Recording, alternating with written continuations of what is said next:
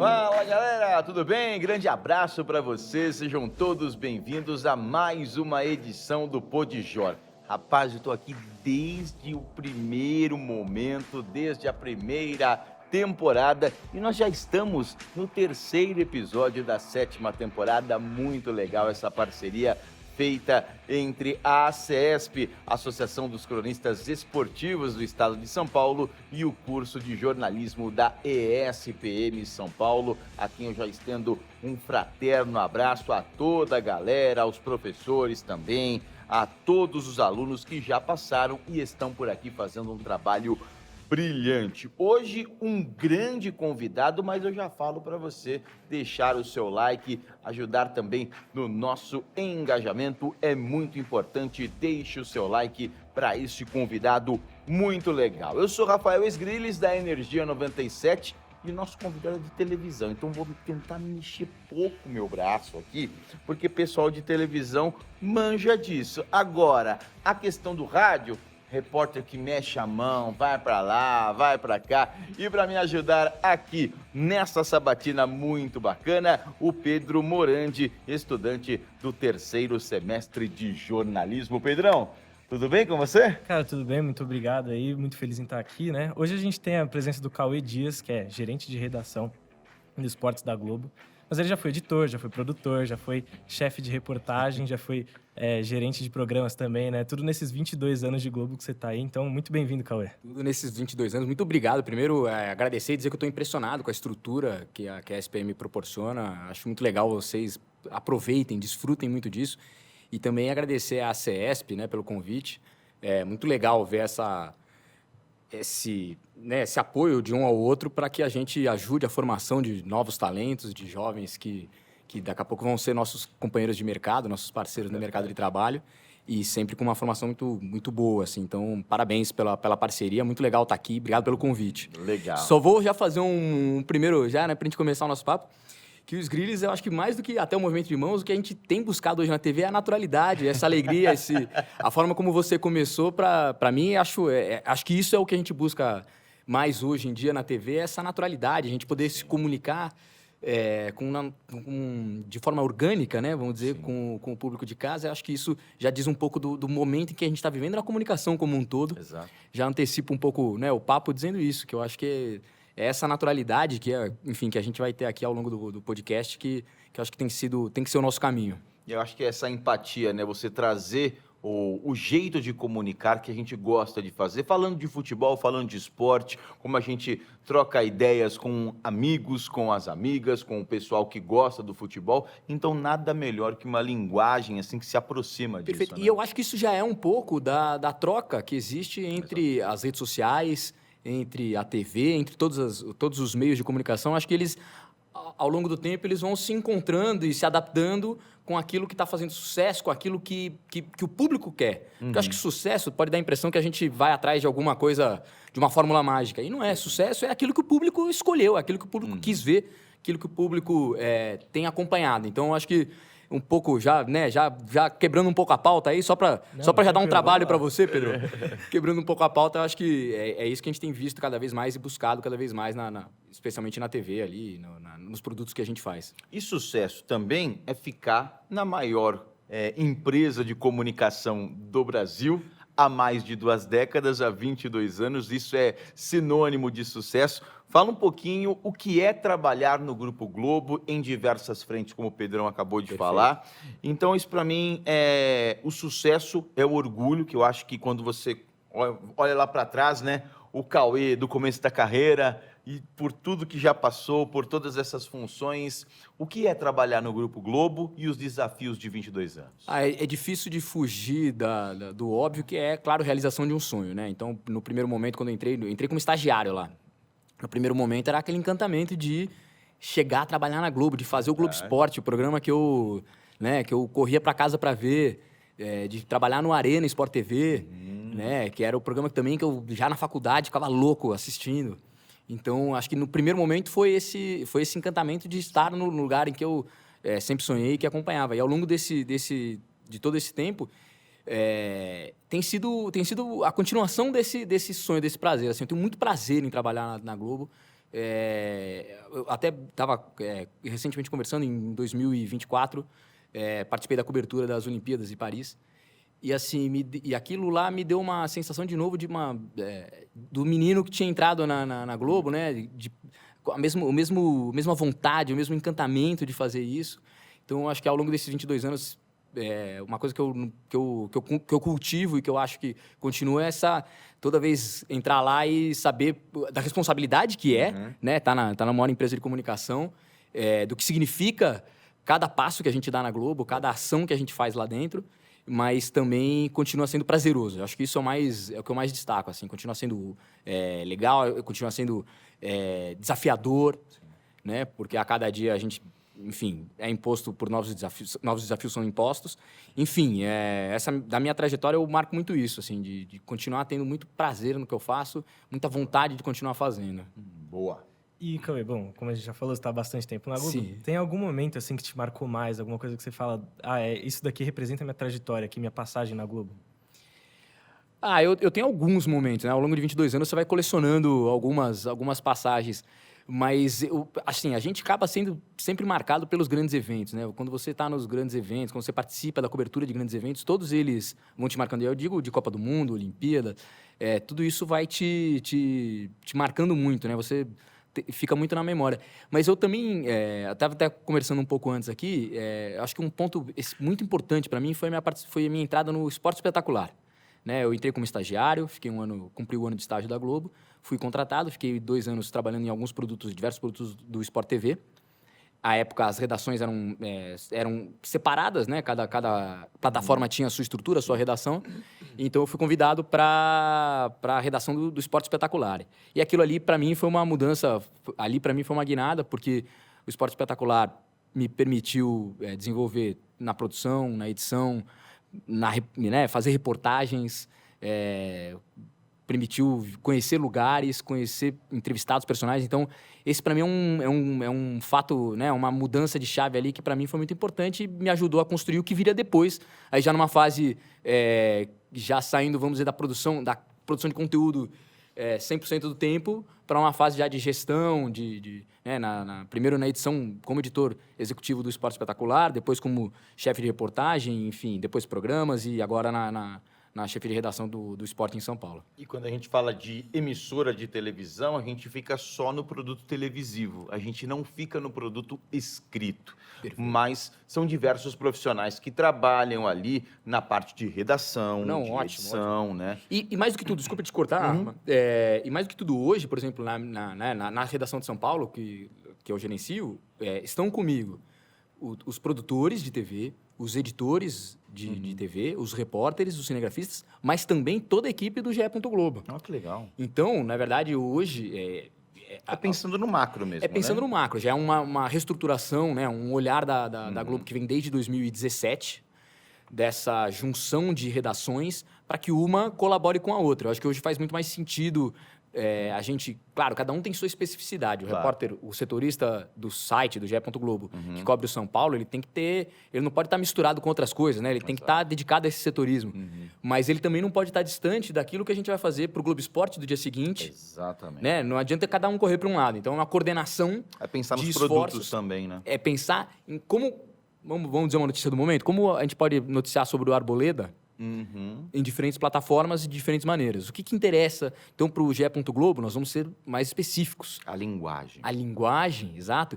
E eu diria até a profundidade daquilo que a gente vai contar. Exato. Né? Às vezes, para o GE. Globo, a gente tem que contar tudo. Ali, o cara que tá, né, o leitor está procurando ali o hard, ele quer saber mais. Para o Sport TV, alguma coisa mais parecida com isso, né? Sim. Notícia ao vivo o tempo inteiro, né? A Arboleda respondeu, a Arboleda apareceu, a Arboleda... E enquanto para a Globo, a gente vai ter que explicar isso para um público que não é um público do esporte. Né? O Globo Esporte, vamos olhar o Globo Esporte. Já faço até uma provocação assim. Quando vocês olham, o que parece ser o público majoritário do Globo Esporte quando ele está no ar, assim? Pensa aí, Pedro, me fala Cara, então, é porque a gente vai perguntar sobre o Fred, justamente. Tá. Mais pra frente. Nós vamos entrar depois nisso, mas nessa primeira provocação. Então, hoje eu diria que então é o público mais jovem, eu acho. A princípio, diria.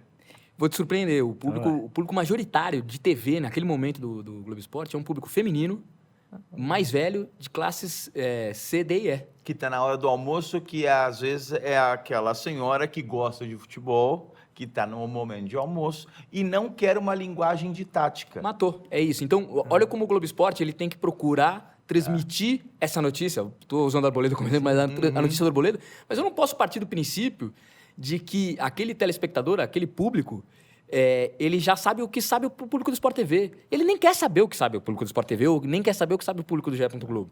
Ele está ali procurando alguém que, de alguma maneira, passe a informação para ele, mas também explique. Não adianta eu chegar, não contar que o Arboleda é equatoriano, que ele está no Equador, que ele é um defensor do São Paulo. Enfim, eu acho que isso explica muito bem. Eu acho que essa coisa do público do Globo Esporte, ela é surpreendente, porque realmente o nosso primeiro estereótipo é pensar no hard user de futebol, acompanhando o Globo Esporte.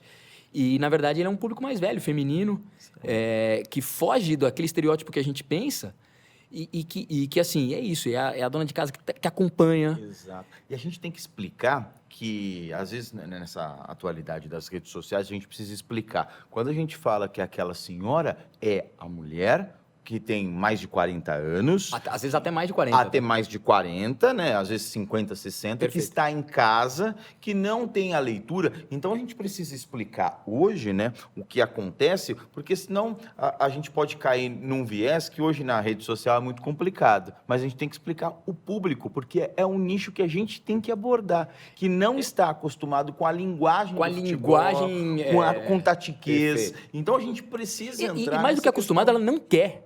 Exato. De novo, é o que o público busca, né? O Thiago Leifert fez muito disso. Fez muito disso. Fez muito disso de buscar. Eu acho que a TV aberta hoje, ela qual é a grande força dela hoje? É ser ampla.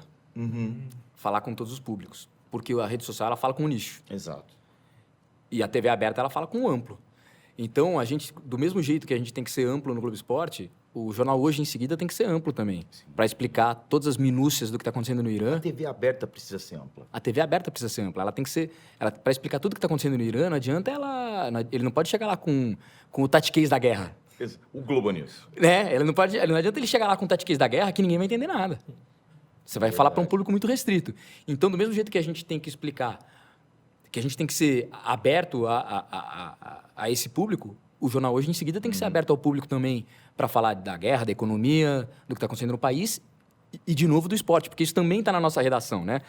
Parte das incumbências da nossa redação aqui em São Paulo, uma parte dela é atender os jornais de rede, como o Jornal Hoje, por exemplo. E a gente tem um bloco de esportes muito grande lá, que tem se consolidado muito bem com o Luiz Teixeira, que é um baita comunicador. E quando o Luiz vai para lá, ele tem que ser diferente do Luiz Teixeira, que era no Sport TV, e diferente do Luiz Teixeira até do Esporte Espetacular. Exato. Então, cada um encontrando a sua... encontrando a forma de se comunicar com esse público daquele horário, mais amplo, que não está buscando a especificidade do assunto. E quando você sai de produtor e editor de texto e vai para uma gerência de programas? Tá. Que aí você sai do texto e vai para uma coisa mais abrangente na parte televisiva. Como é que é essa transição? Ela exige, né, da gente... A gente estuda jornalismo e a gente passa pouco pela gestão, né? No jornalismo, quando a gente sonha em ser jornalista, em estar nos grandes eventos, estar nos lugares... Eu digo mais que os grandes eventos, estar nos lugares onde estão acontecendo onde as coisas as acontecem, notícias. né? Exato. Porque às vezes a gente fica falando de Copa do Mundo e às vezes o mais legal era estar num outro lugar, sem glamour, sem nada, mas era ali que estava acontecendo a notícia. Isso é o que me pegava muito, assim, é o que me pega, é o que, no final das contas, é o que te move. Mas, então, quando fiz essa primeira... Né, eu acho que o que me ajudou foi... Eu faço essa primeira transição para a gestão dentro do Esporte Espetacular. Então, como editor executivo do Esporte Espetacular. Isso já me ajuda porque, de alguma maneira, continuo próximo da equipe na qual eu já trabalhava há muito tempo e começo a fazer essa transição já olhando um pouco mais de uma outra maneira. O que vai ser o fechamento do programa? Que matérias interessam? Né? Como que nós vamos desenvolver essa matéria? E mais, assim, como é que eu vou ajudar o Pedro a desenvolver a matéria dele? Sim. Né? Pedro, putz, não é por aqui, é por ali. Né? Já pensou em fazer assim? Ou dizer, putz, é isso aí mesmo, Pedro, segue assim. Então, de alguma maneira, a mudança para a edição executiva já me ajuda um pouco nisso. Em seguida, eu vou para a chefia de reportagem. E esse, para mim, também é um grande desafio.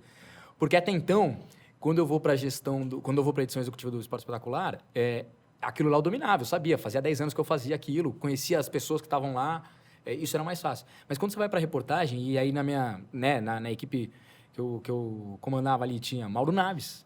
Como é que eu posso... Presida, como é que eu vou falar com o Mauro sobre reportagem? Lógico. Né? Esse cara que é um dos maiores. Um cara que me ensinou muito sobre a relação com a fonte. Ele é um cara impressionante como ele mantém as fontes dele e sendo reto com a fonte. Claro. Sendo reto. Ele não faz concessões, enfim.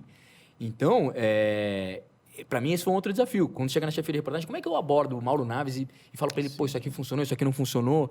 Enfim, você tem que entrar, né? Aí eu tive que encontrar outras maneiras e foi ótimo, assim, foi ótimo. Foi um baita desenvolvimento, né? Eu digo Mauro como símbolo, porque é o cara, né, muito reconhecido desses outros nomes, mas eram 20 repórteres, cada um com suas expectativas, com suas esperanças, querendo desenvolver alguma coisa, enfim. Acho que esse foi para mim... Gestão de pessoas. E aí entra, exatamente onde eu ia chegar, aí entra um lado que a gente acaba não estudando, mas a gente acaba desenvolvendo ao longo do tempo, que é da gestão de pessoas. É você entender expectativas, como dar esse feedback de alguma maneira que faça a pessoa evoluir, não regrida, né? Não faça a pessoa se proteger, e sim faça ela se abrir para entender o que está acontecendo.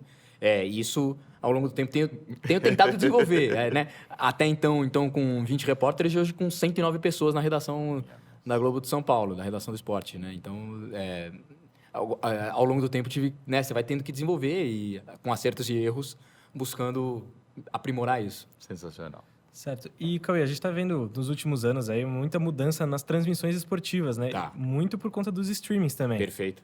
Então, como é que a Globo, assim, ela se adapta a esses novos estilos e a esse novo modo de transmitir? Eu acho que a gente vai falar um pouco... Né?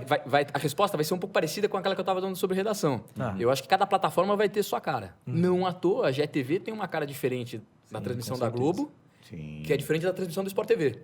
Né? A gente está falando ali, por exemplo, um jogo da Seleção Brasileira de 3 transmissões diferentes. Ah, sim. A da Seleção, de novo, a TV aberta vai ter que ser mais ampla. Ela vai ter que envolver mais. Ela Com uma linguagem mais conservadora. Mais conservadora. Ela vai ter que ser, de novo, mais inclusiva, trazendo as pessoas. Quem quer, por exemplo, os jogos da Seleção, tem 2 horas de pré-jogo no Sport TV. Então, quem quer viver aquilo lá desde antes, Sport TV. Sport TV. Tá vivendo desde antes. A equipe chegou, né? A gente vê isso nos grandes jogos. Sim. O ônibus saiu, o ônibus chegou. Técnico falou aqui. Tá fora tal jogador. Sim, né? Enquanto a transmissão da Globo, ela vai entrar já num momento que tá tudo resolvido. Tudo isso está resolvido. Então, a Globo vai fazer o quê? Vai resumir isso para quando começar o jogo você saber tudo o que aconteceu antes, mas de forma resumida.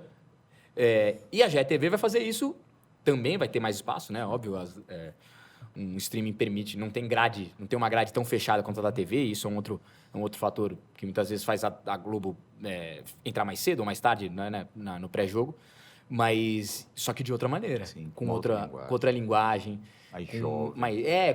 com outros olhares, assim, e buscando esse público que, de alguma maneira, hoje, nessa multidão de plataformas, né, nesse cenário de muita divisão, um público que está procurando alguma coisa diferente daquilo que está na Globo e daquilo que está no Sport TV. Então, acho que a GETV vem para completar esse cardápio do grupo. Sim. E tem sido uma experiência muito boa para a gente também, né? Porque trabalhar ali próximo deles e, na verdade, hoje ser parte do que a GETV produz, não só na transmissão, né? A GETV tem crescido os programas. Nessa semana estreou o programa do Denilson, Hexa neles, olhando a Copa do Mundo. Então, trabalhar ao lado deles tem sido bom também para a gente entender um outro formato que passa um pouco pelo que você falou voltando à tua pergunta, pelas transmissões esportivas nos streams, mas acho que passa também por outros formatos, né? Sim, com certeza. E nós tivemos um papo muito bacana com o Bruno de Almeida, né? Que quando fala Bruno de Almeida, acho que é só quando a mulher dele tá brava, né? Quando tá brava, né? O Bruno Barça, né? Que é o chefe de reportagem do Grupo Globo. E ele falou bastante sobre as linguagens, né? E como que você está colocando. E eu acho que... E ele citou um ponto muito importante que... A vinda da Cazé TV e de outros streamings, a gente acha que olha, foi muito ruim para o Grupo Globo. Não, alavancou e trouxe um desafio maior. Faz, é. E isso veio a GETV. Da onde vem a necessidade para você criar, dentro da maior emissora de comunicação do país, uma leitura mais jovem, mais direta, o que o streaming está fazendo? Veio da necessidade desses outros players ou já era uma demanda já antiga que o Grupo Globo demorou um pouquinho até para ter uma aprovação maior? Eu acho que ela é do olhar sobre tudo que está acontecendo na comunicação, ela nasce disso e ela, de alguma maneira, é catalisada, ela é acelerada porque outros atores estão agindo ali e ocupando esses espaços. Então, você precisa, às vezes, ser mais ágil nessa entrada, né, nesses... Eu vou dar um exemplo, a gente está falando da Cazé e GTV, por exemplo, a Globo tá com o aplicativo Globo Pop, de vídeos verticais, que na verdade, o que é? É um avanço também, é um formato muito próprio das redes sociais e que agora a Globo também decide explorar de alguma maneira. Então, que legal. pegando essa carona no que você está falando de como... Você vê como um ator, né, algum player, para usar... Não queria fugir dessa palavra, mas... Mas não tem como fugir Algum também. player, Eu acabei de... Desculpa, foi um erro bobo. Não, mas eu não acho que... Mas acho que é o acabou nem termo, falando, mas né? é o termo. É um termo. Eu queria fugir dessa palavra, mas não consegui. Algum player começa a usar isso e, de novo, faz sucesso, de novo. Ou seja, o público quer... Exato. E aí você tem que fazer, você tem que atender esse público. Então, como é que nós vamos... E aí, vamos voltar para a comunicação. Como é que nós vamos comunicar no formato em que esse público está pedindo, que esse público está querendo? Sim. Você vai buscar formatos. O Globo Pop é um formato para isso. Muito legal. Formato de vídeos verticais que se assemelha muito mais às redes sociais, ao TikTok. Sim. Né? Está demandando agora, Que é o que é a demanda clara do público, do mercado também, Sim. porque quando a gente fala de comunicação, as nossas empresas, elas são sustentadas muito por propagandas, por quem investe, por anunciante. Né? Esse é o cerne do negócio. Né? Quando a gente olha isso como business, esse é o cerne, são os anunciantes e, em parte, as assinaturas. Enfim, num segundo momento, o público que paga pelos produtos. Né? Aí TV a cabo, Globoplay e outros. Então, eu acho que quando esses outros atores entram no mercado e mostram que aquilo tem pegada com o público e faz sentido, eu acho que é a parte da Globo, olhando com toda a força que ela tem, com todo o olhar que ela tem, falar, pô, isso aqui eu consigo fazer dessa maneira, isso aqui eu posso fazer dessa maneira. Então, é bom, acho que é desafiador, acho que volta a ser desafiador. Acho que para quem está há 22 anos na Globo, para quem está no terceiro semestre da faculdade como o Pedro, quando a gente olha o mercado... tanto eu quanto é muito difícil. Eu vou falar para você, o mercado vai ser assim, Pedro, o mercado que você vai enfrentar. É mais fácil você saber o que vai ser o mercado daqui a pouco do que eu. Talvez você tenha uma visão que eu não tenha do que está acontecendo, de manuseio das coisas, que eu não tenho. Então, talvez é mais fácil você me dar uma dica do que vem pela frente do que eu. Né? Acho que essa é a realidade de hoje. Talvez em algum outro momento eu pudesse chegar aqui e pontificar sobre o futuro do jornalismo é esse, é aquele... Se eu fizer isso, eu vou estar mentindo para você. Não queria enganar o Pedro. Certo. E quando tem a escolha das pessoas na GTV ali, dos narradores e dos comentaristas, vocês escolhem muitas pessoas ali ligadas já dentro das redes sociais, né? Então, o Jorge Igor e o Bruno Formiga já tinham canais no YouTube muito grandes. A Lana Maluf também ali já tinha uma presença muito forte nas redes, né? Então, como é que você avalia hoje a necessidade de um jornalista estar presente nas redes sociais, assim? Essa escolha veio por uma outra área da Globo, né? Sim. Uma área da análise desses talentos que estão no mercado. Mas ele passou, claro, por uma relevância em redes, uma relevância de engajamento. Naturalmente, isso foi um fator. Eu acho que assim, a gente tem visto cada vez mais, é importante ele estar nas redes, acho que como uma promoção do trabalho dele. Se eu te disser que é essencial, eu estaria sendo... hipócrita, porque eu mesmo sou um usuário muito raro de redes. Sou um usuário mais discreto de redes. Eu acho que o trabalho, por exemplo, dos repórteres na televisão, claro que é importante ele poder destacar nas redes sociais o que ele está fazendo, mas acho que o cerne, o principal do trabalho dele é quando ele entra na TV, passa o crachá e vai ligar e vai fazer a matéria dele. É isso que resolve a vida dele, tá? Não adianta o repórter ter zilhões de seguidores e não me entregar... a boa matéria. Eu penso muito nisso. Né? Eu quero entregar para quem me paga o salário. Entendeu? É onde eu estou. Eu tenho pouca gente nas redes sociais porque eu não dou notícia na minha rede social. Eu vou e dou notícia para quem me paga. Exatamente. É isso. Isso é uma conversa que a gente tem muito com eles. Assim. Tem notícia, a notícia tem que ser dada primeiro nessas plataformas, nas plataformas nossas. Mas, com certeza. eu Né? penso muito nisso. Porque e é isso que eu prezo. Assim, acho que o cara ter zilhões de seguidores, ótimo, excelente. Mas isso não é decisivo. Né? Eu acho que isso é um bom sinal, mostra que ele se comunica com muita gente, mas isso não é isso que referencia, não é só isso que fala sobre ele. O trabalho dele tem que falar também.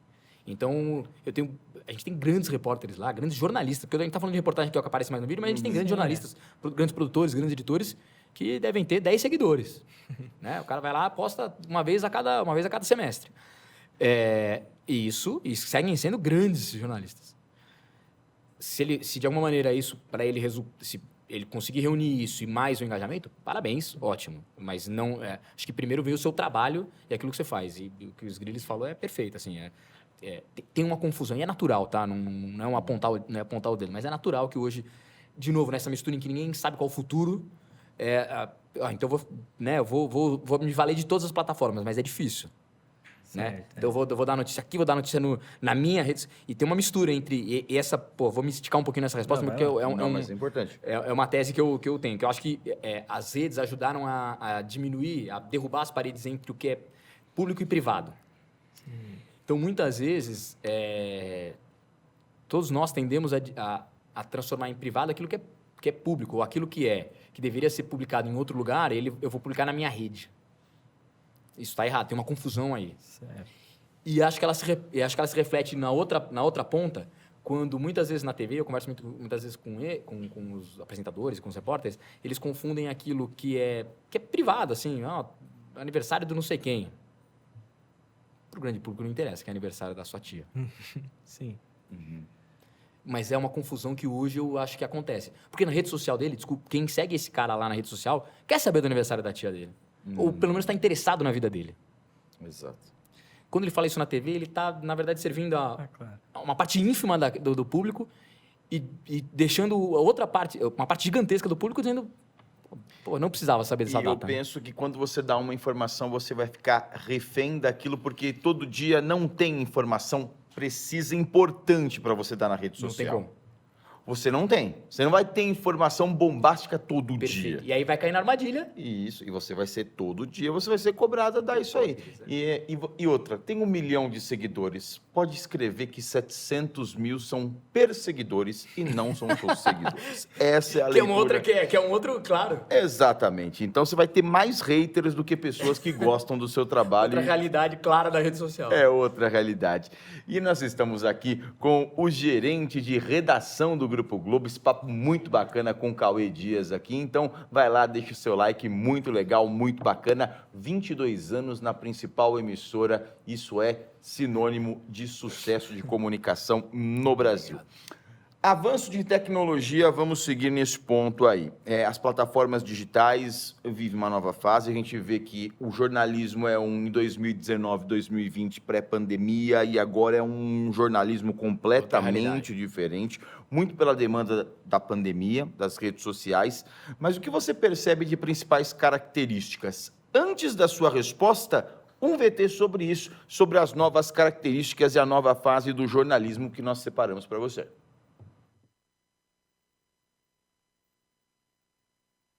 Voto popular, o vencedor é Fred Bruno.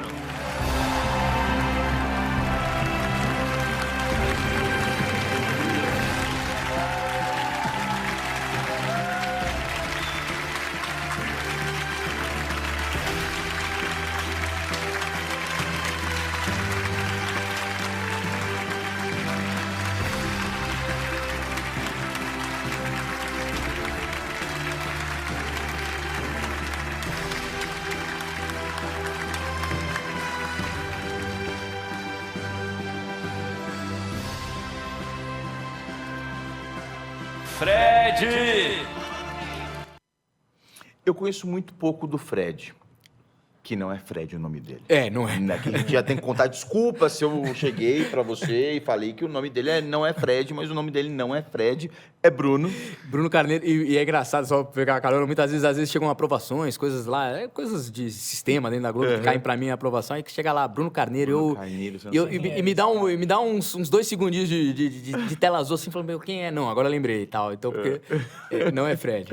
E nesse VT, que é muito recente, né, da escolha dos melhores da temporada, né, dos melhores do ano no Domingão, mostra que tem o tradicional e o novo. E a transição deles, porque o Escobar é o tradicional. O EV, que eu acho que é um cara brilhante. Brilhante. Né? Aqui também a boa sorte pro EV na Copa do Mundo, boa sorte pro Luiz Roberto. Luiz Roberto, você é minha referência de rádio. Luiz Roberto Demúcio, que abria as transmissões esportivas para o Osmar Santos. Então, boa recuperação para você, Luiz. Muito legal você falar isso. Desculpa, eu vou pegar carona, porque é um cara espetacular, um cara fantástico, querido por todos. Assim, além do sucesso profissional dele, o ser humano é maravilhoso, né? Espetacular, um cara querido por todo mundo que conhece ele. Não tem como alguém falar mal do Luiz Roberto, não tem como alguém ter... Então, certamente ele está recebendo uma enxurrada de carinho. E isso só mostra quem ele é, né? A pessoa, o que ele construiu ao longo desse tempo. Então, boa muito legal. Recuperação para o Luiz Roberto. Para a gente não passar aqui e não estender muito, Fred, questão do novo com o antigo, Escobar e também o EV. A transição nesse tempo aí para as plataformas novas e a importância do Fred, Bruno, para essa nova leitura do jornalismo. O Fred tem sido uma experiência muito legal de viver, né? De estar na redação, né, de São Paulo no momento em que o Fred vem apresentar o Globo Esporte. Porque é uma troca diária mesmo. A palavra também é outra palavra gasta, troca, mas nesse caso, ela se aplica muito. Porque chega alguém com uma experiência diversa, que vem de um entendimento do que o público quer em redes. E acho que isso não é só... Isso, quando a gente fala disso, eu não está falando só do que ele... ele entende o que o público quer nas redes sociais. Não, ele entende o pensamento desse público. De outro segmento, né? De outro segmento. E ele encontra ali a TV mais tradicional. A gente que está ali, né? O Cauê que está lá há 20 anos lá na TV, que ele olha e fala, pô, o que esse cara... E eu acho que é parte dessa convivência diária que tem sido muito boa. Dar inputs de TV. Por exemplo, aquela que eu te perguntei do Globo Esporte, surpreendeu ele também. Antes mesmo dele apresentar, a gente chegou e falou, Fred, vamos conversar aqui e tal. Sempre super aberto. Fred, é isso aqui, esse aqui é o público tal do Globo Esporte. Ele, né, veio para trás, assim. Porque não é o habitual, não é o lógico, né? Não é o que pareceria o estereótipo que muitas vezes parece. Então, pra gente tem sido uma troca. Pra gente de entender, dele falar, cara, isso aqui vai fazer sentido. Eu quero no Globo Esporte construir um sentido de comunidade. Esse é um fator, né? Que nas redes existe e ele tenta trazer. E, ao mesmo tempo, a gente mostrar para ele o lado TV da coisa. E tem sido muito, muito, muito legal. Tem sido rico, assim. Porque tem ideias que eu tinha no começo que eu mudei. Sim. Tem coisas que ele já olhou e falou assim, tá, faz sentido o que vocês estão falando. E só adiciono mais uma coisa, que é a emoção dele ao receber o prêmio, a emoção dele em cada passo que ele dá na Globo, é muito significativo. E aí vou puxar um pouco sardinha pra Globo, de olhar e falar assim, um cara dessa geração que poderia dizer, falar assim, né, que a gente poderia falar, o mesmo sonho que o Cauê tinha de entrar na Globo, ele poderia não ter. Sim. E ele reforça a cada vez isso, o sonho. Então, o sonho dele de apresentar pela primeira vez o Globo Esporte, o sonho dele de estar em tal coisa, o sonho dele de ganhar o Melhores do Ano. Acho que isso também mostra um lado aspiracional. A Globo continua sendo um lugar em que as pessoas desejam estar. E eu acho que para ela continuar sendo um lugar de desejo, ela também tem que se atualizar, se adaptar. E é isso que ela tem, e isso que a gente tem, né, diariamente nessas trocas tentado fazer. Então, resumindo, eu acho que tem sido importante para a gente entender o que ele traz e para pegar um pouco mais dessa plataforma TV. O que é a plataforma TV? Com suas pegadinhas, com o que é o que é a grade, por que você recebe tal, entrega para tal, qual é a ideia macro da TV. Acho que a Copa do Mundo vai ser outro fator aí que vai acelerar vai acelerar muito mais esse processo. É verdade. Não, com certeza. Eu quero falar um pouquinho de público agora. Bora. É importante não é necessariamente falar o que o público quer ouvir. Total. Então, assim, só que o público, logicamente, tem uma relevância, uma importância muito grande ali. Então, como é que é internamente, assim, as decisões? Como é que vocês tomam uma decisão, vocês tomam decisões pensando no público também, tipo, o que será que o público vai pensar sobre isso? Tudo bem, você tem ali toda a questão da audiência e tal, mas como é que é esse... Eu acho que assim, as decisões têm que ser pensadas sempre naquilo que o público deseja ver. Sim. Né? O público, do que interessa ao público aqui. Mas eu acho que isso não pode ser sob o preço de, vou dar uma mentirinha só porque o público quer ouvir. Aí você errou. Não tem como. Porque depois você vai se desdizer lá na frente. E se tem uma coisa que mantém esse lastro da Globo, mantém a Globo forte, é a visão da marca. O GE. Globo, eu posso falar isso de pé. Qual é a força do GE. Globo como marca? Credibilidade. Então, quando tá todo mundo, aquilo que ele tá falando, todo mundo tem que postar todo dia a notícia e tal, e às vezes não tem, e o cara vai lá e... Não é inventar, talvez seja muito forte, mas ele bota lá uma coisa que não tá muito confirmada e tal, mas para aquilo movimentar a rede dele, para ele estar em evidência, a gente não faz isso no GE. Globo, porque a gente entende que a força dessa marca do site é a credibilidade. Se você leu lá, aconteceu. Aquela negociação foi concretizada. Exatamente. Aquela negociação está muito próxima de acontecer. A gente não vai dizer que aconteceu se está próximo. Enfim, quando você entrar lá e está concretizado, está concretizado. Digo isso do GE. Globo, que é parte do meu dia a dia. Digo isso do Globo Esporte. Digo isso, por exemplo, mais um caso recente, na semana, o Fernando Diniz. Sim. O Fernando Diniz, está tudo certo, está tudo confirmado, mas a gente só deu a notícia quando uma fonte falou assim, pode dar, está assinado. Tá? Todo mundo sabia que estava encaminhado, isso aconteceu no meio do jornal hoje. No meio, eu digo já para o final do jornal hoje, que é quando entrava o nosso bloco. O Luiz Teixeira entra no bloco com a notícia recém-confirmada pela produção, pela nossa equipe. Então, eu acho que essa é a força. O público, você tem que sempre pensar no público, mas você também não pode querer mantê-lo aqui por perto com artimanhas que vão se voltar contra você depois, porque isso não é uma corrida de 100 metros. Credibilidade é uma maratona, que nunca acaba. E se você falhar no quilômetro 30 da maratona, as pessoas vão lembrar disso. Sim, com certeza. Porque essa maratona não acaba. Amanhã, fala assim, mas eu vi em tal site aí, mas da outra vez o cara falando que estava fechado e não estava, né? Então. Você nunca vai ser muito difícil de você se recuperar disso. Então, esse lastro, essa força, é uma coisa que move a Globo, e tanto no jornalismo geral, eu não quero separar jornalismo geral e jornalismo esportivo. Então, justamente, tem uma coisa muito ruim, assim, das redes sociais, para mim, por exemplo, que tá sempre ali, eu vejo muito, tipo assim, uma notícia que eu leio, às vezes eu falo, mas assim, isso aqui não tem muita base, não tem... E aí você olha, você não vê em outro lugar nenhum e tal. Então, justamente, esse negócio da credibilidade, ela é muito, muito importante. Você olha ali e fala, mas eu já vi que esse cara aqui, lá atrás, ele deu um negócio que não tem pé nem cabeça. Que não era verdade, que não se era verdade, e exatamente. Tal. Então... E eu acho que isso é parte da educação da população como um todo, né? A gente tem que estar cada vez com o IA, com tudo, a gente tem que estar cada vez mais atento ao que é verdade e o que não é. Cada vez a linha está muito difícil, está muito tênue, né? Entre o que é verdade e o que não é. Né? Do que você está lendo. Então, eu acho que isso é uma força do jornalismo profissional.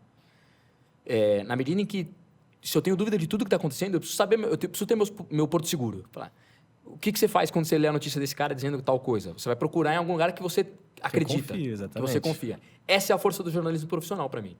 E vai ser a força dele cada vez mais nos próximos anos. Porque as pessoas se informam cada vez mais menos por marcas e mais por pessoas. Mas é importante que você mantenha o seu porto seguro. Eu sei que se esse cara está falando, é verdade. Porque esse cara não brinca com a notícia, Sim. Não brinca com a verdade. E acho que essa vai ser a grande força do jornalismo como um todo. É do jornalismo que fala de política, do jornalismo que fala de economia, do jornalismo esportivo, enfim. Do jornalismo de celebridades, por exemplo. Sim. E negociação de futebol é muito dinâmico, né? Posso falar também dos pormenores sem citar Conhece pontos. Muito. Bom, esse último final de semana, para quem cobriu o Corinthians, foi uma coisa muito louca. Que eu posso fazer pormenores aqui. Quando o Dorival é demitido, são dois nomes na linha de frente. O Tite e o Diniz. E o primeiro nome que aparece, porque agradavam as duas frentes de política, era o Tite. Perfeito. Mas quando ele ouviu, e uma pessoa próxima me falou, Rafael, quando ele ouviu a palavra escudo, ele não quer ser escudo de ninguém. E como o Corinthians tinha pressa de fechar, Quem mora na Zona Leste? Quem é o cara Criado lá, né? que criado lá, cara que já foi jogador, cara que chegaria para treinar o time? Fernando Diniz. Então, ali você tem, mas só que não descartem as fontes, mas só que não descartem o Tite.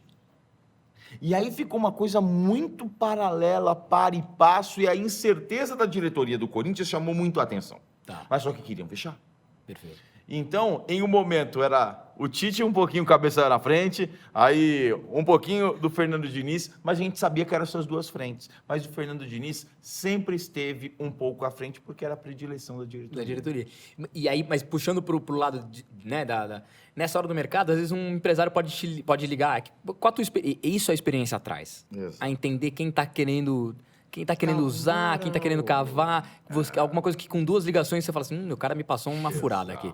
Mas é a hora que o empresário liga para alguém, que ele sabe que é desesperado para apostar, e fala assim, ó, emissários do Corinthians me procuraram. E aí o cara precisa apostar, porque ele precisa o tempo inteiro, né, dopamina, ele precisa o tempo inteiro gerar uma nova sensação, gerar uma nova notícia e tal. Ele fala, pô, eu não sei, me pareceu mais ou menos, mas quer saber? Exato. Sende. Eu preciso dar demanda para os meus seguidores. Entendeu? Então, e aí experiência atrás, e aí de novo credibilidade.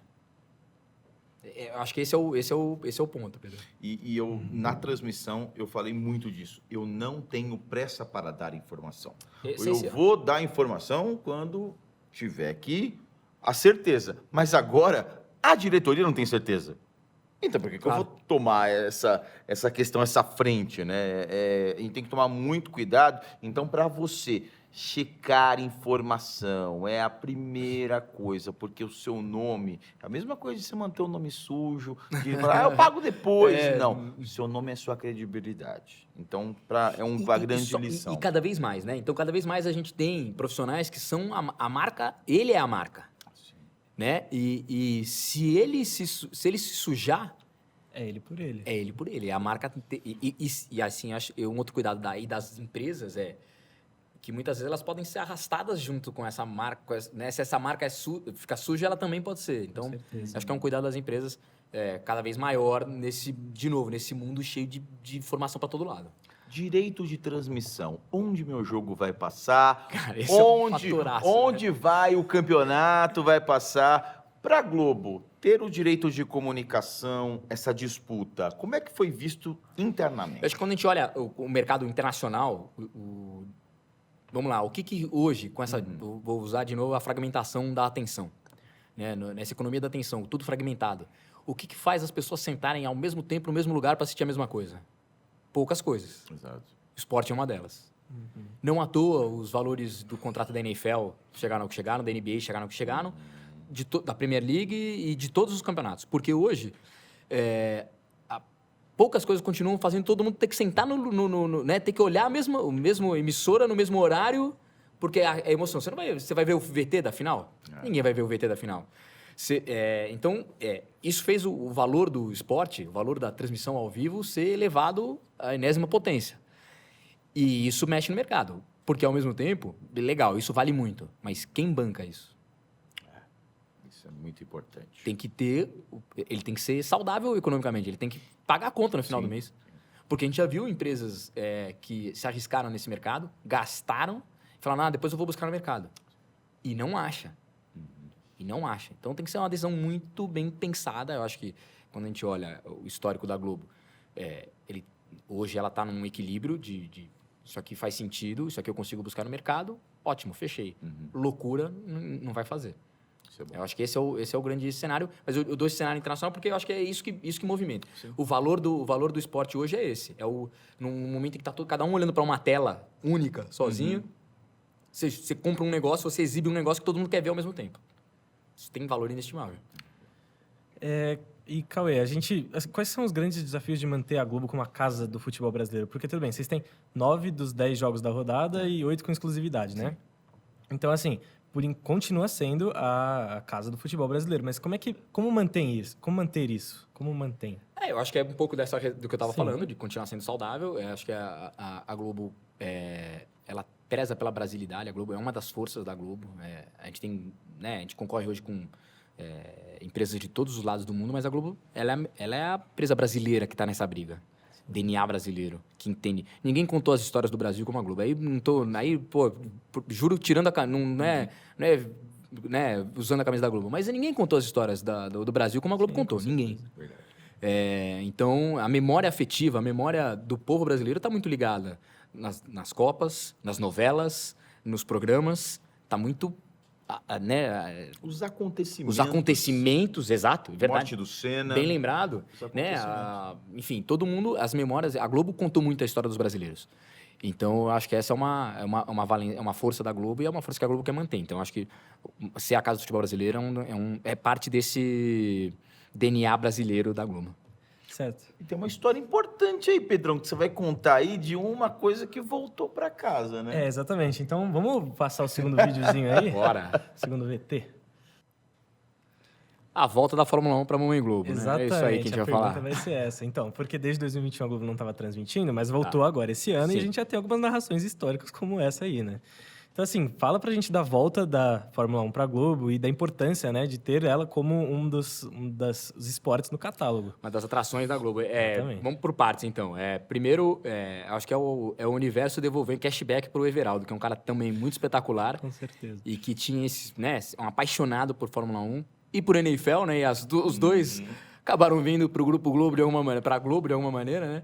E eu acho que, assim, ele, olhando como área de esportes, é muito importante para a gente ter a ampliação desse cardápio. Então, a gente tem futebol, a gente tem os esportes olímpicos, e a Fórmula 1 completa esse cardápio que o esporte oferece dentro de uma programação múltipla da Globo.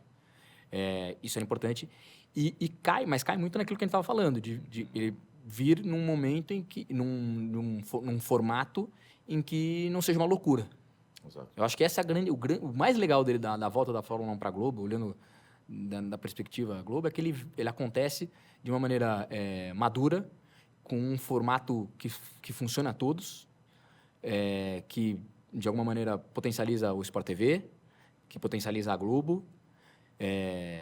Enfim, eu acho que isso, ela veio olhando como produto, ela veio de uma forma muito integrada, eu destaco essa maneira como voltar.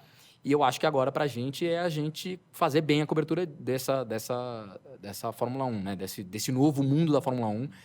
Ele também tem tem bastante da conexão com o público jovem, porque a Fórmula 1, ao longo dos últimos anos, ela rejuvenesceu o seu público. Então, é também uma forma de contato com esse público jovem, que ao longo dos últimos anos não tinha visto isso na Globo, né? Não tinha entendido a Globo ainda como a Casa da Fórmula 1. Os mais velhinhos, né?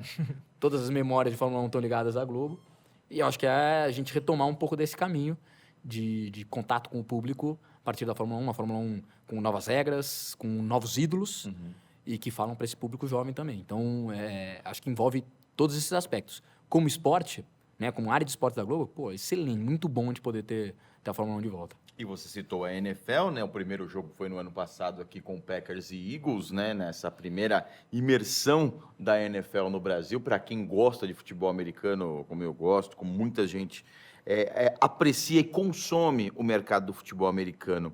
Para a Globo, unir esse mundo da linguagem para quem gosta e para quem não acompanha. Como é que foi fazer essa linguagem para unir o mundo todo, o público brasileiro que não está acostumado com o que está acostumado com o futebol americano? Ótimo olhar, Rafa, porque eu vou dar o caso da primeira... No dia do jogo aqui, em Itaquera, o jogo desse ano, do jogo, né, da última temporada, Tá. A gente tinha uma matéria no Jornal Nacional que era uma apresentação, ó, vai começar a temporada, tal, da NFL, tem jogo no Brasil. Os Chiefs com os Rams. Com os Rams agora aqui, né? Exatamente. Uma matéria do Guilherme Roseguini, repórter excepcional, um cara que explica bem coisas complicadas, mas até para ele foi desafiador. Porque como que você vai contar, daí de novo, né? TV aberta, inclusiva, como é que você vai explicar em 2h30, 2 minutos e pouco, as regras de um jogo que é muito detalhista? E além desses 2 minutos e pouco, você tem que dizer as regras, avisar que tem jogo hoje, como é que é a temporada, como é que chegam os times? Cara, foi um desafio, assim, né, por sorte, assim, né, Guilherme Roseguini, cara, espetacular, que faz isso consegue fazer isso com facilidade, mas todos nós suamos para entender como é que a gente vai botar? Então, esse desafio estava desde o primeiro dia pra gente, né? Então, que nós vamos explicar o que é um field goal? Como é que nós vamos explicar as regras? Que você faz 6 pontos quando você consegue aqui, mas se você faz 3, se você chutar, tudo é muito Tem distante. um extra point. Tem um extra point, que daí pode virar 2, né? Se você optar por tentar um... Enfim, então, isso foi muito desafiador. Aí, e vamos falar de novo de linguagem? Para o cara que está no Sport TV, a gente tinha que oferecer coisa profunda, né? Ele não podia olhar lá e a gente ficar explicando, agora ele vai fazer tal... Não. Para o Sport TV é o cara que já conhece, o cara que está olhando lá e que já entende um pouco do jogo. Na matéria, na Globo, tem que ser cuidadoso. Eu falo muito isso, por exemplo, aqui no Globo Esporte de São Paulo, quando, né, nas notas cobertas sobre o que aconteceu na rodada anterior da NFL, aconteceu ontem à noite algum jogo. Não adianta a gente chegar lá e derrubar para eles, o safety do Rams cometeu, né? Enfim, você vai matar o cara que tá vendo em casa, o cara tá lá, você vai bugar ele não vai entender nada e vai mudar de canal. E com razão, tá certo ele. Então, a gente tem que ser muito, de novo, didático, tem que parar e parar. Como é que eu consigo contar essa história? E outra, assim, muitas vezes pro público, não vai valer quem ganhou ou quem perdeu nesse campeonato, nesse jogo. Vai valer, esse cara aqui tá voltando de uma lesão depois de 2 anos. Cara, ele passou por isso, por aquilo, e no jogo de ontem, ele foi o herói. O time do Travis Kelce, que tem a Taylor Swift. Que tem a Taylor Swift. Swift. Você mostra mais a Taylor do que... Você conectou com outro público, né? Do que você ficar ali contando uma história, o cara fez uma jogada tal, aquilo lá diz pouco para uma grande parcela do público que tá vendo aquilo.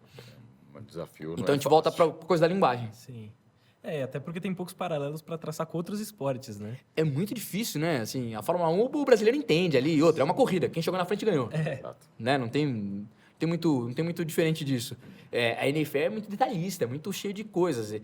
É um desafio que a gente passa, por exemplo, nos Jogos Olímpicos também, né? A cada 4 anos você tem que, de novo, contar um pouco do que é o esporte, do que é... Né? E o brasileiro vai se tornando especialista ao longo do tempo em cada esporte que o brasileiro se destaca, as né? As figuras vão aparecendo. Ana Sátila, como é que você vai contar a história da Ana Sátila? Excelente. Como é que você vai contar quem é ela e os detalhes do que é, né? O que vale em cada prova, cada descida dela.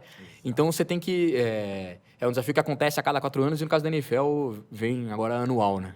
Exatamente. Bom, e falando em 4 anos, a gente tem uma Copa do Mundo chegando esse ano também, né?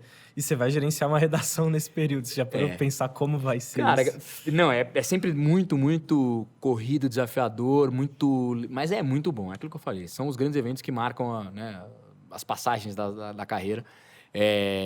Enfim, acho que a gente já tive experiências no local. Esse ano eu vou ficar no Rio, na chefia da redação do Rio. Mas nós vamos ter uma delegação da Globo nos Estados Unidos, México e Canadá, né, nos 3 países, como há algum tempo a gente não tinha. Uma delegação grande, também com chefias lá. E, cara, a Copa do Mundo é demais, né? Cara, Copa do Mundo. Porque eu acho que são... E cada uma com o seu desafio. A Olimpíada, ela tem lá 15, 20 dias, que são 15, 20 dias, assim, não para. 15, 20 dias o tempo inteiro é notícia. O que era feliz de manhã, à tarde, o brasileiro já perdeu, à noite já ganhou outro.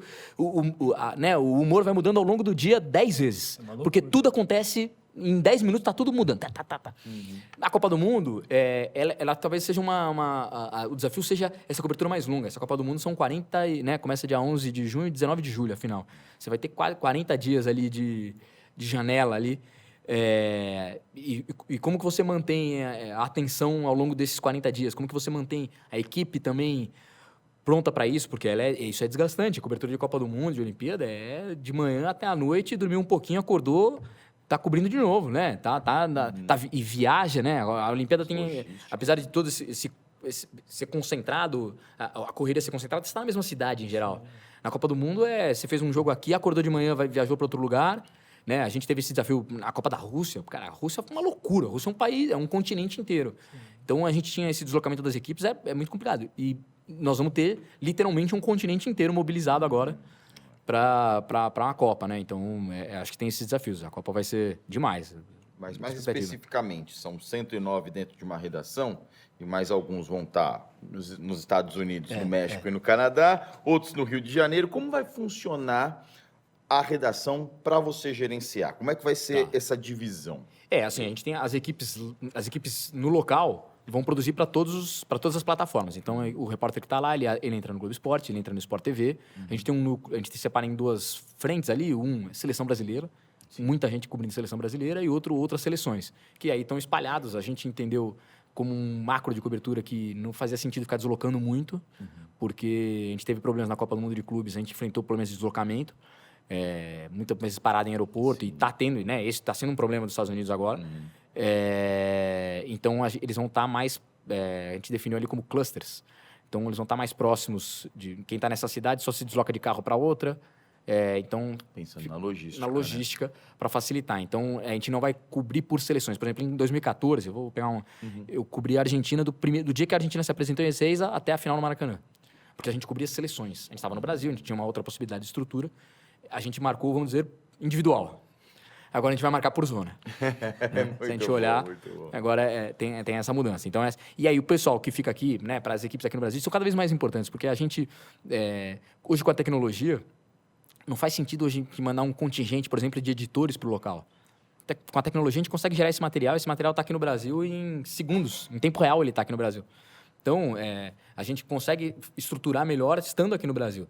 Então, quem fica aqui também tem uma importância brutal, assim, não adianta nada o cara fazer o corre danado, corre que for lá nos Estados Unidos, se a equipe do Brasil que não tiver antenada, linkada com ele, sabendo que, né, o que o material foi feito, onde está esse material, o que é a matéria, né, qual pedaço da entrevista vai entrar, não adiantou nada a correria tremenda do cara lá. Então, a equipe aqui é muito importante, a gente segue com uma cobertura muito grande, na Globo, desde o Hora 1, passando por todos os jornais, pelo entretenimento, né, no Mais Você, no Encontro, claro. E vai seguir à tarde, e daí à tarde e noite com as transmissões dos jogos, com o Jornal Nacional presente lá. Então vai ser uma cobertura grande da Globo, Sport TV muito forte, e a novidade da GETV também vai ter programação especial para a Copa. Que legal, muito boa. Certo. E vamos falar do futebol, então, agora. Vamos embora. Expectativas aí pro Brasil nessa Copa, você tá imaginando que chega até onde? Eu tava falando assim, eu acho lógico, o Brasil, a lógica é chegar... Nós estamos numa segunda linha de favorito, na minha opinião. Acho que a gente tem ali França, Espanha, Portugal e até a Argentina, que embora, né, não tenha feito amistosos para isso, mas a gente vê o desempenho, é um time que está formado, está pronto, é o atual campeão. Eu vejo eles numa primeira linha de favoritos. O Brasil está numa segunda linha ali, querendo, né, 1,5 ali, né, querendo pular para essa primeira linha de favoritos. Então, quando a gente olha isso, se tem 4 favoritos, o Brasil está numa segunda linha, o lógico é a gente chegar até as quartas. Eu acho que até ali a gente vai chegar. Está garantido. O que vem depois das quartas, acho que vai depender muito dos confrontos. Sim. E é um jogo só, né? De uma atuação dos nossos fora de série. A gente tem alguns fora de série que podem resolver esse jogo pra gente. Com certeza. Pode chegar numa quarta de final e resolver. Por que não? Porque o Rafinha não pode resolver o jogo pra gente, o Vini. Né? Na defesa também, o Alisson. Fazer a grande atuação dele da Copa, um goleiro que tem a regularidade que ele tem e que ainda, de alguma maneira, é cobrado para fazer a grande defesa pode vir agora. Sim. Então, eu acho que... Eu diria assim, até as quartas nós estamos garantidos, eu acho. Até as quartas nós estamos garantidos. O que vem depois, a gente vai depender ali de cruzamento ou de uma excepcionalidade, dos nossos fora de série atuarem. Quando os nossos fora de série atuarem, a gente está mais próximo de chegar numa semi e daí numa final. Eu tenho essa mesma leitura. Mas você que tá aí do outro lado, por que vocês não falam do Neymar? Vocês falam do Neymar toda hora, vocês não vão abordar o Neymar aqui? Neymar entre os 26 ou não? Neymar entre os 26, eu acho que vai depender muito do que ele vai fazer aqui. Ele ainda tem algum tempo para provar. Tecnicamente, indiscutível. Precisa mostrar que tem condição de chegar lá e ser útil em determinados momentos. A gente não precisa dele 90 minutos em 8 jogos, né? Mas eu acho que ele poderia, mas ele precisa mostrar. Acho que a gente tem 2 meses aí, não, menos até agora, né? A gente tem 1 mês e meio aí até a convocação. Eu acho que é a hora do vestibular ali. É a hora ele é um grande aluno, mas ele precisa agora, nessa reta final ali, fazer a nota dele no vestibular para...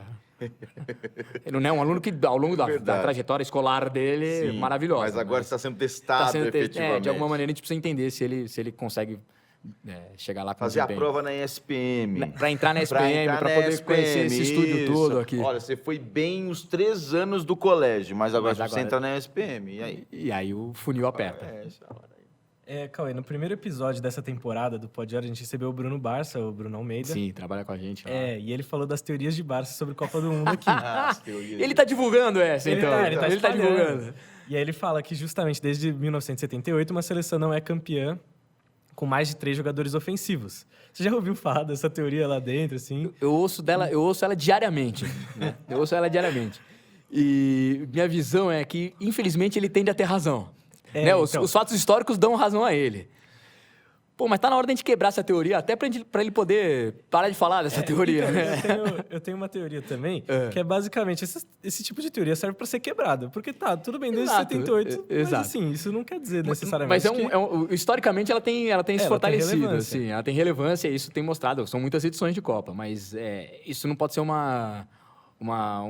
lugar que deixa a gente preso para pensar o melhor jeito de jogar, de formar a não pode seleção. ser um impeditivo, né? Pra jogar Mas que ele não ouça, pode ter alguma razão, porque eu acho que os amistosos mostraram que quando a gente pegou um time de muito calibre como a França, talvez tenha faltado a gente recompor um pouco, né?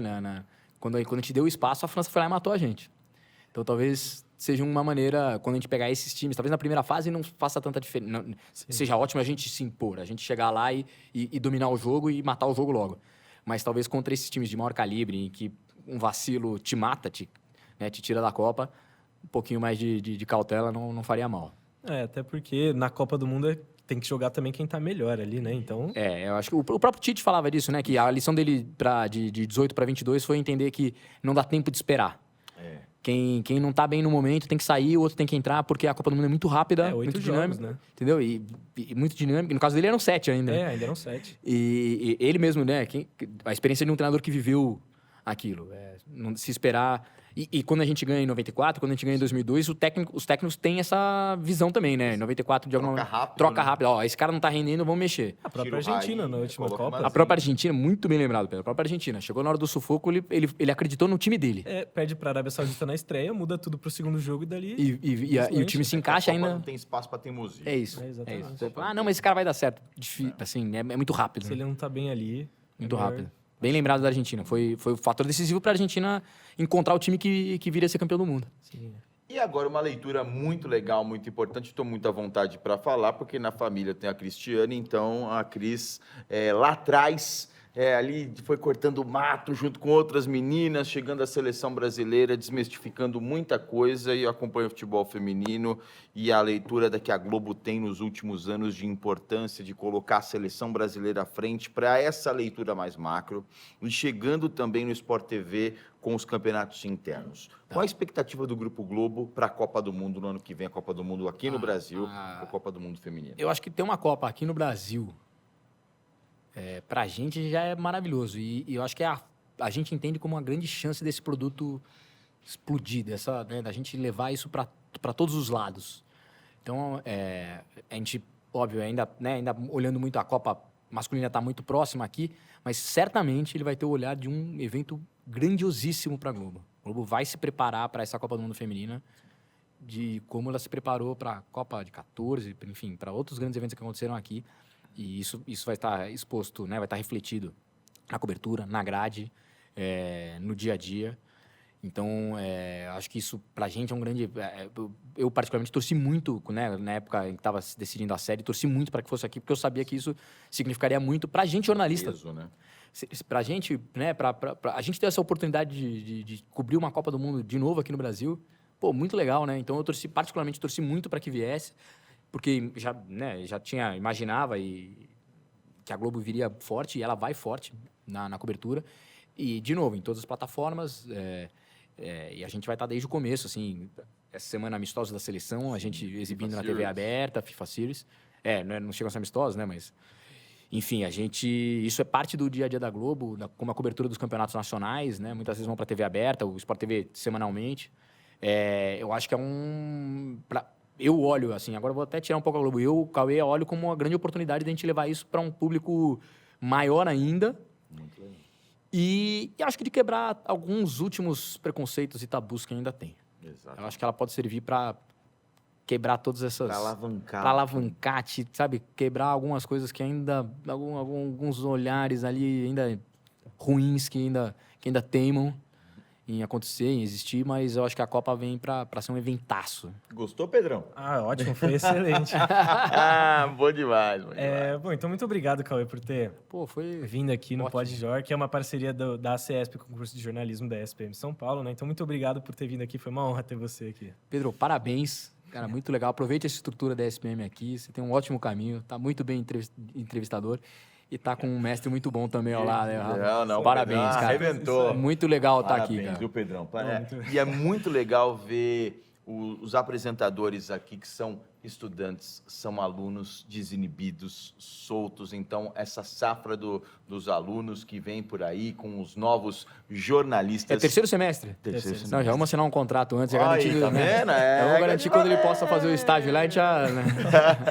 Sensacional, Cauê, muito obrigado. Obrigado a viu? você, Rafa. Obrigado. Muito legal. Quero agradecer imensamente também a liberação do Grupo Globo aqui para o Cauê Dias estar aqui, agradecer demais. A gente fica por aqui, é claro, nos acompanhe nas redes sociais, né?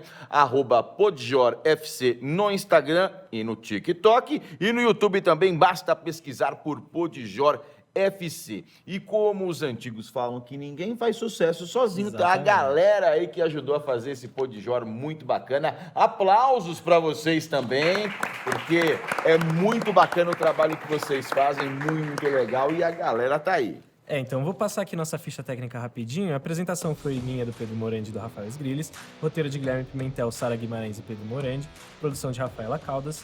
Mídias sociais de João Vitor Monteleone e Rafael Peiral. Cortes e edição de Jonas Lopes. Redação da Sara Guimarães. Os trabalhos técnicos da equipe do Centro de Experimentação Multimídia. A produção na CESP do Wagner Prado e supervisão de conteúdo do professor Patrícia Rangel e Antônio Rocha Filho. Grande abraço a todos, muito obrigado, Cauê, mais uma vez. Obrigado, Rafa. E só para encerrar, eu acho que a leitura da ficha técnica mostra para mim uma coisa que eu tenho muito claro e sempre procuro dizer. O jornalismo é um trabalho coletivo enorme, né? Muitas vezes a gente olha o repórter que está no ar ou aquele que escreveu a matéria e, na verdade, por trás sempre tem uma grande equipe. Ninguém faz jornalismo de alta qualidade sozinho. Então, acho que isso está provado aí pela ficha técnica que o Pedro leu. Parabéns, Pedrão. Valeu, grande abraço a todos. Daqui a pouco você vai ter aí nos próximos dias, olha aí nos próximos dias, nas próximas semanas, um novo convidado e de qualidade para você no Podjor FC. Grande abraço, até a próxima.